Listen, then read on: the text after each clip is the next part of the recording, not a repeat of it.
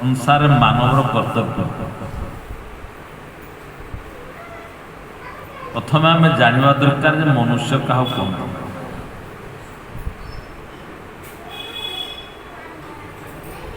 ଏଇଟା ହାତ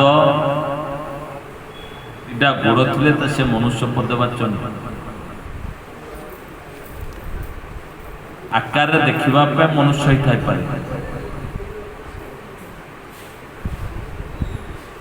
ଯେମିତି ଜଣେ କହୁଛି ମୁଁ ହଉଛି ଜଣେ ଗ୍ରାଜୁଏଟ୍, ପଚାର ତୁ କେମିତି ଗ୍ରାଜୁଏଟ୍ ହେଲୁ? ସେ ଗୋଟେ ସାର୍ଟିଫିକେଟ୍ ଦେଖାଉଛୁ, ସରକାର ଦେଇଛନ୍ତି। ମୁଁ ଜଣେ ଡାକ୍ତର, ସେ ଡାକ୍ତର ସାର୍ଟିଫିକେଟ୍ ପାଇଛି। ଆମେ ସେମିତି ପ୍ରଥମେ ହଉଛି ମନୁଷ୍ୟ। ଭଗବାନଙ୍କ ସୃଷ୍ଟିର ଅନ୍ତିମ ସୃଷ୍ଟି ହେଉଛି ମାନବ ସୃଷ୍ଟି। ସୃଷ୍ଟ୍ୱା ପୁରାଣ ବିବିଧା ନିଜୟାତ୍ମ ଶକ୍ତିଆ ବୃକ୍ଷାନ୍ ସରୀସ ଉପପଶୁନ୍ ଖଗଦନ୍ ସମସ୍ୟା ତୈଃ ଅତୁଷ୍ଟ ହୃଦୟଂ ପୁରୁଷଂ ବିଧାୟ ବ୍ରହ୍ମା ବୋଲୋକ ଦିଶନା ମୁଦମା ପ୍ରଭୁ। ସୃଷ୍ଟ୍ୱା ପୁରାଣି ପୁରାଣି ଶରୀରାଣି ବିବିଧାନି ନିଜୟାତ୍ମ ଶକ୍ତିଆ, ନିଜର ଶକ୍ତି ଦ୍ୱାରା ଭଗବାନ ଅଗ ମତ୍ସ୍ୟ ଆଦି 84 ଲକ୍ଷ ଶରୀର ସୃଷ୍ଟି। କିନ୍ତୁ ସବୁ ସୃଷ୍ଟି କଲା ପରେ ତୈ ଅତୁଷ୍ଟ ହୃଦୟ ପୁରୁଷଂ ବିଭୁ, ଯେତେବେଳେ ପର୍ଯ୍ୟନ୍ତ ମାନବ ସୃଷ୍ଟି ହେଇନି ସେତେବେଳେ ପର୍ଯ୍ୟନ୍ତ ତାଙ୍କ ସୃଷ୍ଟିର ଅପୂରଣ ରହିଛି। ଯେତେବେଳେ ମନୁଷ୍ୟ ସୃଷ୍ଟି ହେଲେ ଭଗବାନ ମନୁଷ୍ୟ ଦେହେ ଦିବ୍ୟ ଜ୍ଞାନ ଦେଖି ସନ୍ତୋଷ ଭଗବାନ। ମନୁଷ୍ୟ ଠାରେ ଦିବ୍ୟତା ରହିଛି। ସତ୍ କଣ, ଅସତ୍ କଣ, ଭଲ କଣ, ମନ୍ଦ କଣ, ସତ୍ୟ କଣ, ମିଥ୍ୟା କଣ, କଣ କରିବା କର୍ତ୍ତବ୍ୟ, କଣ ନ କରିବା କର୍ତ୍ତବ୍ୟ, ଏ ଜ୍ଞାନ ଭଗବାନ ମନୁଷ୍ୟ ପାଖରେ କେବଳ ଦେଇଛନ୍ତି। ଏବଂ ବାସ୍ତବରେ ମନୁଷ୍ୟର କର୍ତ୍ତବ୍ୟ ହେଉଛି ସଂସାରରେ ଯେତେ ବସ୍ତୁ ଭଗବାନ ସୃଷ୍ଟି କରିଛନ୍ତି ସବୁ ମାନବ ପାଇଁ ହିଁ ସୃଷ୍ଟି କରିଛନ୍ତି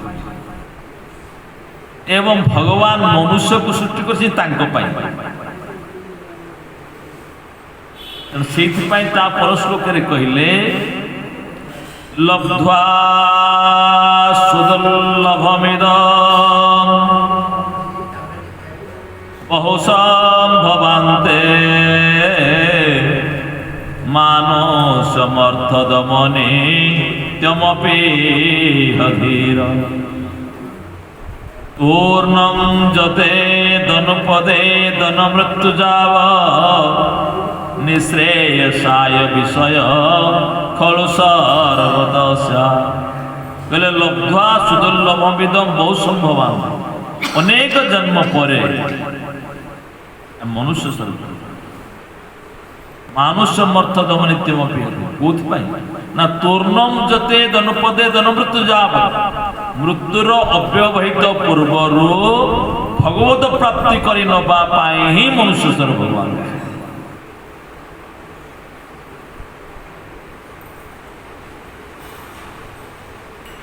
ତେଣୁକରି ମନୁଷ୍ୟ କାହାକୁ କହନ୍ତି? ମନୁ ସେଥିପାଇଁ ମନୁ ସଂହିତାରେ କହିଲେ ଆମେ ସମସ୍ତେ ମନୁଙ୍କ ଠାରୁ ଜନ୍ମ ହୋଇଥିବାରୁ ଆମେ ହେଲେ ମାନବ। କିନ୍ତୁ ମାନବ ପଦବାଚ୍ୟ ସେଇ ମନୁଷ୍ୟ ପଦବାଚ୍ୟ ହୁଏ ମନୁ କହିଲେ ଯାହାଙ୍କ ପାଖରେ 10ଟି ଲକ୍ଷଣ ଥାଏ।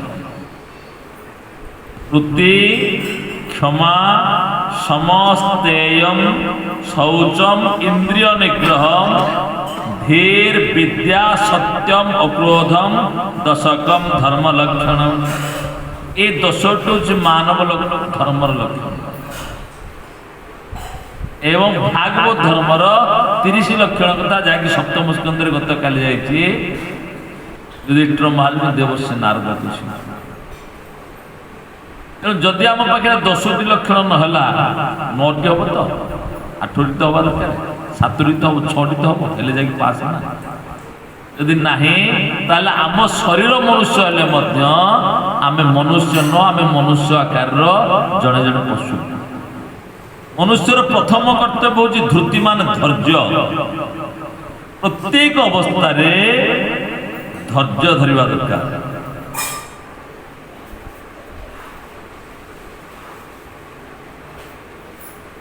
ତେଣୁ ଆଜି ସଂସାରରେ ଯୁଆଡ଼େ ଦେଖିବେ ଧୈର୍ଯ୍ୟର ଅଭାବ ଦେଖ ଧୈର୍ଯ୍ୟ ଦ୍ୱାରା କ'ଣ ହୁଏ ଆଉ ଅଧୈର୍ଯ୍ୟରେ କ'ଣ କ୍ଷତି ହୁଏ ଯେତେବେଳେ ରଘୁନାଥ ବନବାସରେ ଅଛନ୍ତି ଚିତ୍ରକୂଟରେ ଭରତ ପିତାଙ୍କର ସଂସ୍କାର ଛାଡ଼ି माँ मानु पे गुरुदेव पे गुरुजन के प्रजा मान धरिकी जाइछन्ति रघुनाथ को फेरी आनिबा पे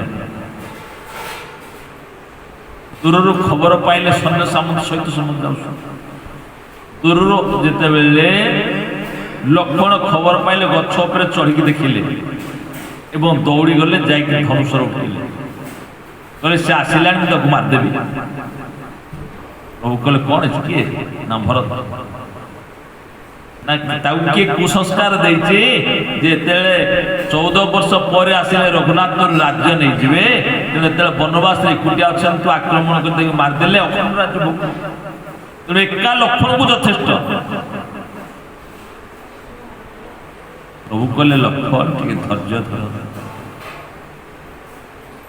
तीरु धनुर तीर खसी गला परे जेतेबेले तमे जानिब जे भरत निर्दोष तमे बंचाई पारिबो ना ना जा माते कुलर से नारे सामान्य अयोध्या सारा विश्व दे दिले मध्य भरत विमुक्त एवं जेहेतु से राजा वर्तमान आमे तार प्रजा प्रजार कर्तव्य न राजा पाखे अस्त्र उत्तोलन मारी मारो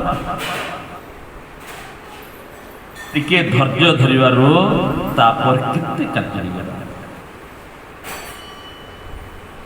चटा बेले मध्य से धैर्य अधैर्य कौन हुए देख गोटे जंगल घर माटीए ता पिला को शुआई नेउलटे पोषिला नेउल को जगे तू मो छुआ को जगी था से रोषे कर गोटे साप पशिला नेउल साप को आक्रमण करी साप को मारदेला एते बड़ कार्य कर माँ को दौड़ी गला जनवा पाटे कौच माँ तो बुझीपार भाषा तेरे माँ को जन आस देख माँ केते बड़ कार्य कली माँ देखला जे नेउल पाटे रक्त लगे माँ भाविला नेउल बोधे मो छुआ को कामुड़ी देछि सांगे सांगे गोटे पथर शिलुपा थिला शिलुपाटा उपरू पहुँचीदेला दौड़ी गला पुओ पाखक जाकि देखला पुओ आनंद खेलुची सर्प मरिक पड़ी जानला जे नेउल साप को कामुड़ी मो पुओ कामुड़ी दौड़ी आसला नेउल नहीं राम नाम सत्य जिते कांदिले जिते दुख कले आउ नेउल को फेरी पाइब कि पिला जो परीक्षा रिजल्ट बाहरला परीक्षा फेल सांगे सांगे सुइसाइड कर दो विष खाई दो अच्छा जदि आम पाठ न पढ़ीचे फेल तो स्वाभाविक फेल जदि आम पाठ पढ़ीचे परीक्षा लिखीचे फेल होचे खाता उधरचे कब कर सुइसाइड करदे तो धैर्यर अभाव द्वितीय होती क्षमा गुण जड़े भूल कर भूल क्षमा दबार अच्छे सम मान मन को जययुक्त करवा सबुठ संसार रे ये मन हूँ बड़ दुष्ट से प्रहलाद कहले प्रभु नैतन मन तव कथा सुविकुंठनाथ संप्रियते दुरित दोष्टम साधु तीव्रम कामातुरम हर्ष शोक भैषणार्थम तस्मेन कथम तव गते विमुषामि दीनः। बोलानंद कंद भगवान की नृसिंह भगवान प्रहलाद को हे प्रभु नैतन मन तब कथा सुविकुंठनाथ हे वैकुंठनाथ आपणकर कथार मोर मन लागुनी। भगवान कहले कहीं मन लगुनि संप्रियते दुरित दुष्ट तीव्र साधु कहले मो मनटा दुरित दुष्ट हो जाए एवं तीव्र असाधु हो जाए। दुरित दुष्ट तीव्र असाधु कौन करुछंदी ना कामातुर से कामेरे आतुर होउछि एवं जेतेले कामना पूर्ति हो जाउछि सेते खुशी हो जाउछि और सब कामना पूर्ति न होउछि सेते दुखित होउछि। भगवान सृष्टि रे भगवान कौन से जिनस खराब तैयारी करना आमे ताकू खराब रे व्यवहार कर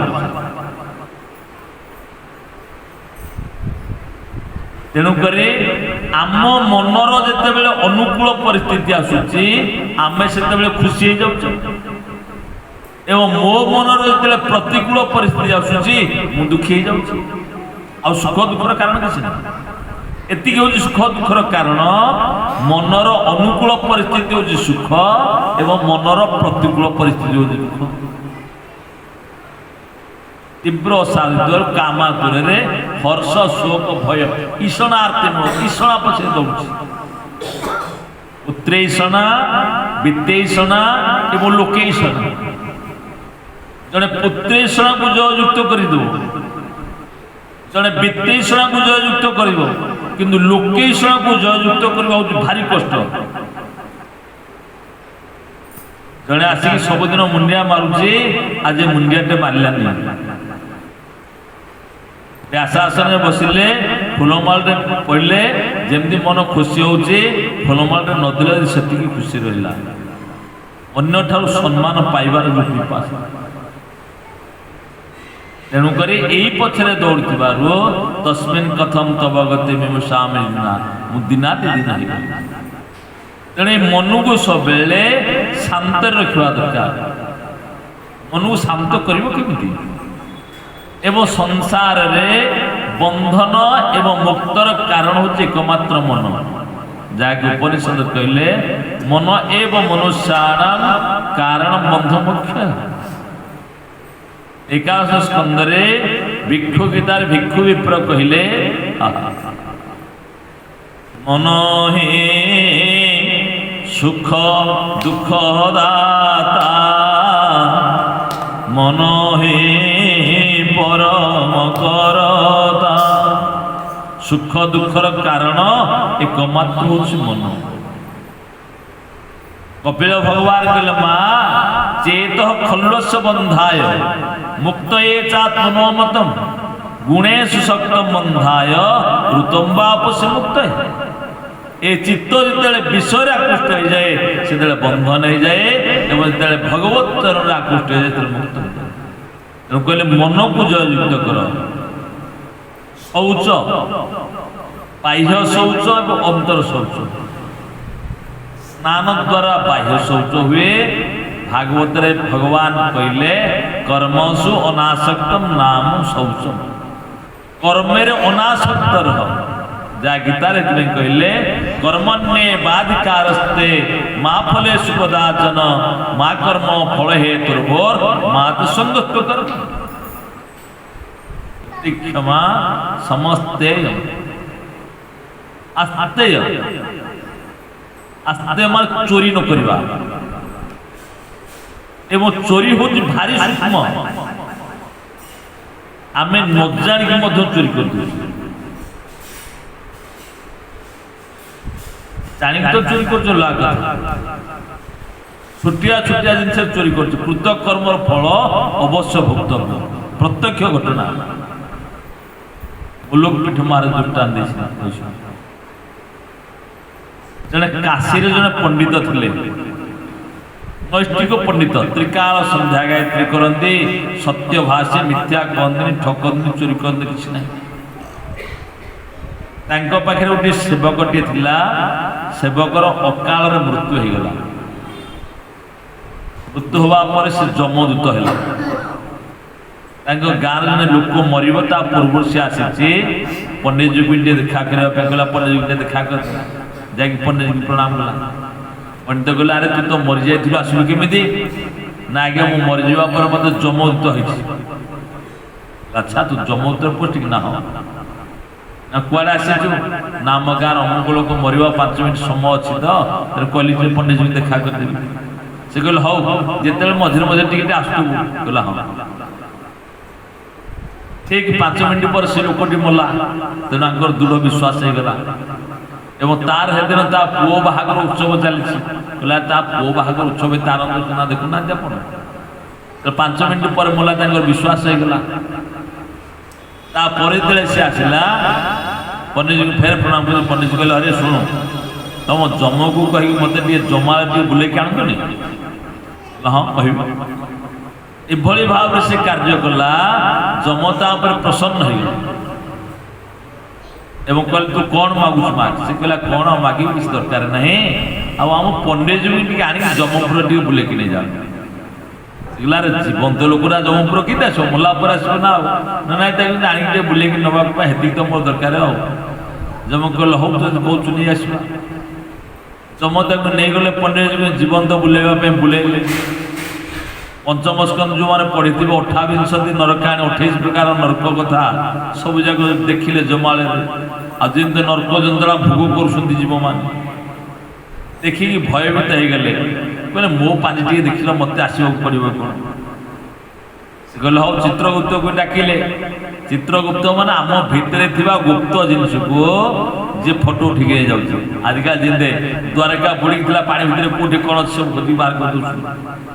ସେମିତି ଆମ ଭିତରେ ଯେଉଁ ସବୁ ଗୁପ୍ତ ଜିନିଷ ଅଛି ସବୁ ଯାକ ଯିଏ ରହସ୍ୟକୁ ଲେଖି ରଖୁଛନ୍ତି ଚିତ୍ରଗୁପ୍ତ। ଯମଙ୍କର ସିଆଇଡି ମାନସ। ଚିତ୍ରଗୁପ୍ତ କହିଲେ ହଁ ଆପଣ ଯମପୁରକୁ ଆସିବାକୁ ପଡ଼ିବ। ସେ କହିଲେ କାହିଁକି? ମୁଁ ମିଛ କହିନି, ଠକିନି, ଚୋରି କରିନି, କୌଣସି ଖରାପ କାମ କରିନି, କାହିଁକି ଆସିବାକୁ ପଡ଼ିବ? ସେ କହିଲେ ଆଜ୍ଞା ଆପଣ 2 ପଇସା ଚୋରି କରିଛନ୍ତି। କେମିତି 2 ପଇସା କୋଉଠି ଚୋରି କରି? ମୁଁ ଚୋରି କରିନି। ସେ କହିଲେ ଆପଣ ମନେ ପକାନ୍ତୁ ଆପଣ ମୋଚି ପାଖକୁ ଥରେ ଯାଇଥିଲେ ହଳେ ଚପଲ କିଣିବା ପାଇଁ ଏବଂ ମୋଚି ପାଖକୁ ଚପଲ କିଣିଲା ବେଳେ ମୋଚି କହିଲା ଚପଲ ହଳକୁ 12 ପଇସା, ଆପଣ ତାକୁ 10 ପଇସା ଦେଲେ। ସେ ମନା କରୁଛି, କହୁଛି ପଣ୍ଡିତଜୀ ଆପଣଙ୍କୁ ମୁଁ ଠକିକି ନେଉନି, ମୋର ନ୍ୟାଯ୍ୟ ପରିଶ୍ରମ ହେଉଛି 12 ପଇସା, ଆପଣ 12 ପଇସା ଦିଅନ୍ତୁ। ଆପଣ କହିଲେ ରଖୁଣୁ 10 ପଇସା। ସେ ନାହିଁ ନାହିଁ କରୁଛି, ଆପଣ ତା ପାଖକୁ 10 ପଇସା ଦେଇଦେଇକି ଚପଲ ଧରିକି ପଳେଇ ଆସିଲେ। ସେଇଠି ଆପଣଙ୍କର 2 ପଇସା ଚୋରି ହେଲା। ତାର ନ୍ୟାଯ୍ୟ 2 ପଇସା ପାଇବା କଥା ଆପଣ ଦେଲେ, ତେଣୁ ଆପଣ ଚୋରି କଲେ, ତେଣୁ ଆପଣଙ୍କୁ ଆସିବାକୁ ପଡ଼ିବ। ସେ କହିଲେ ଭାଇ 2 ପଇସା ପାଇଁ ଆସିବାକୁ ପଡ଼ିବ। ହଁ ନା କ'ଣ କଲେ ନ ଆସିବାକୁ ପଡ଼ିବ? ତାର କିଛି ଉପାୟ ଅଛି ନା? ତାର ଉପାୟ ହେଉଛି ସେଇଥିପାଇଁ ତମେ ତମ ପିଠରୁ ଯଦି ଚାଖେଣ୍ଡେ ଚମଡ଼ା ଦାନ କରିବ ତାହେଲେ ଆଉ ଆସିବନି। ସେ କହିଲେ ହଉ ଚାଖେଣ୍ଡେ ଚମଡ଼ା ନିଅ ପଛେ ମୁଁ ଆସିବନି। ଛୁଞ୍ଚିଟିଏ ଫୋଡ଼ିଲେ କେତେ କଷ୍ଟ ହେଉଛି ଆମକୁ, ଆଉ ବିନା ଆନାଥେସିଆ ଇଞ୍ଜେକ୍ସନରେ ଚାଖେଣ୍ଡେ ଚମଡ଼ା କାଟିକି ଦାନ କଲେ କେତେ କଷ୍ଟ ହେଉଥିବ। ସେ କହିଲେ ନେଇଯା ପଛେ କଥା ମୁଁ ଆସିବନି। କହିବାର ତାତ୍ପର୍ଯ୍ୟ ଚୋରିଟା ହେଉଛି ଏତେ ସୂକ୍ଷ୍ମ। ସମସ୍ତେ ସବୁ ଇନ୍ଦ୍ରିୟ ନିଗ୍ରହ ଏବଂ ଆମ ଇନ୍ଦ୍ରିୟ ମାନେ ସମସ୍ତେ ବଡ଼ ଦୁଷ୍ଟ। ସମୟ ସ୍ୱଳ୍ପ ଆଉ ବ୍ୟାଖ୍ୟା କରିବାକୁ ନାହିଁ।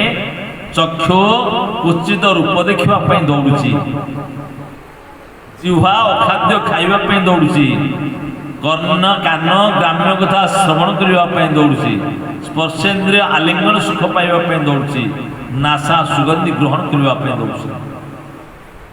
ସେଇଥିପାଇଁ ଜଗନ୍ନାଥ ଦାସ କହିଲେ କ'ଣ କରିବି? ଜୀବାତ୍ମା କହୁଛି ଜୀବର ଅଳପସକତି ସତେ ଯୁବତୀ ଏକ ପତି। ଏ ଜୀବାତ୍ମାକୁ ଏ ସମସ୍ତେ କ୍ଳାନ୍ତ ଶ୍ରାନ୍ତ କରିছে। ଏମାନଙ୍କର ଦୌରାତ୍ମରୁ ଉଦ୍ଧାର ପାଇବ କେମିତି? ବୋଲେ ତାଙ୍କ ବିରୁଦ୍ଧରେ ଗଲେ ହବନି, ତାକୁ କ'ଣ କର ବଦଳି ଦିଅ ତାଙ୍କ ବାଟକୁ। ଯାହାକି ଅମ୍ବରୀଶ ମହାରାଜ କହିଲେ କ'ଣ କରିବ? ସବଇ ମନ କୃଷ୍ଣ ପଦାର ବିନ୍ଦୟ ହୋ ପଚାଂଶେ ବୈକୁଣ୍ଠ ଗୁଣାନ ବର୍ଣ୍ଣନେ କରୋর হরের মন্দির মার্জনা দিশু শ্রুতিম চকারা চ্যুত সৎকথোদয় କାନରେ ଭଗବାନ କଥା ଶୁଣ, ଆଖିରେ ଭଗବାନ ରୂପ ଦର୍ଶନ କର, ଜିହ୍ୱାରେ ଭଗବାନଙ୍କର ଗୁଣ କୀର୍ତ୍ତନ କର, ଭଗବାନଙ୍କର ପ୍ରସାଦ ସେବନ କର, ଭଗବାନ ଭକ୍ତମାନଙ୍କୁ ଆଲିଙ୍ଗନ କର, ମନକୁ ଭଗବତ ଚରଣାରବିନ୍ଦରେ ଲଗେଇ ଦିଅ, ଏ ସଂସାର ବେড়ା ପାର ହେଇଯାଅ।